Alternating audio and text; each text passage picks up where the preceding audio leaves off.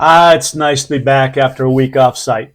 Hope you all kept up. And if you haven't yet, make sure you're following us on our PTC Facebook page. When we can't record, we still drop updates and stories there so you don't miss a beat.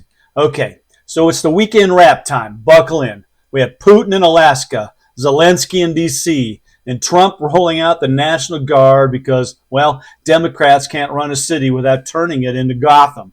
Oh, and if you missed it, Cambodian monks just nominated Trump for the Nobel Peace Prize. No, seriously, let's go.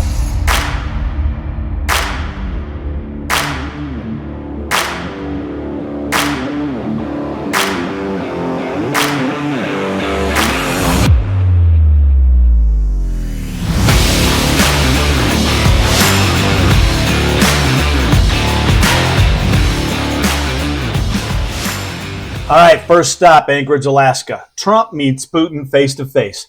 And our so-called media wasted no time twisting the narrative. Every headline screams Putin wins because, well, that's the script they've been running since 2016.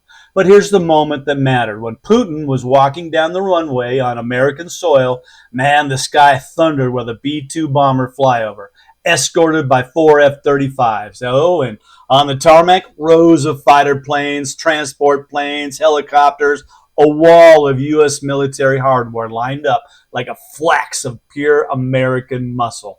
That's not gangster. I don't know what is.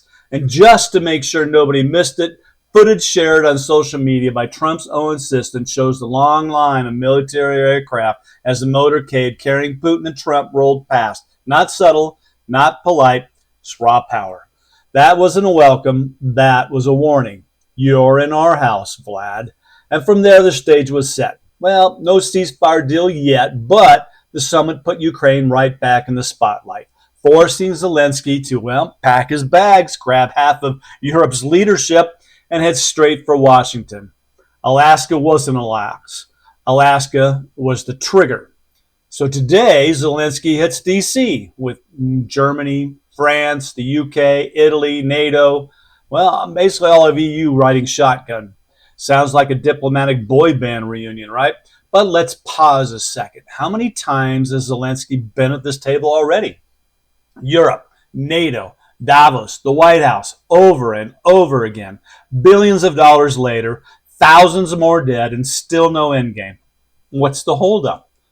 While these leaders pose for photo ops, Russia isn't taking a break. Over the weekend, missiles and drones slammed into civilian areas, women and children killed. That's the brutal reality outside these marble walls. And let's add a little wager for fun, huh? Anyone want to bet if Zelensky finally wears the suit this time? Or maybe the dictator costume, the olive drab t-shirt, maybe that's still his brand. I mean, really, what kind of leader shows up in combat cosplay while demanding other nations' sons, daughters, and money to keep his fight alive? So let's be honest, this isn't fresh diplomacy, this is a rerun theater. Alaska lit the fuse now, but Zelensky's visit today, that's just a sequel. And while the world's leaders argue over borders, Trump turned his attention to America's own capital, Washington, D.C., run into the ground by a Democrat mayor. It's drowning in crime, murders up, carjackings weekly, open-air drug markets. Families don't even feel safe on their own streets. So, Trump pulled the trigger, federalized the National Guard, not for optics, not for applause, but to clean up the mess Democrats created and protect law-abiding citizens, period. And the left, of course, fascism, please. The same people who cheered Guard deployments in 2020 riots suddenly discovered their inner Quaker, and the hypocrisy burns hotter than Portland did back then. And here's your curveball. In Cambodia, hundreds of Buddhist monks carried out a ceremony, not just to remember the dead, but to thank those who helped restore peace, including a nod to Trump's role in brokering that ceasefire.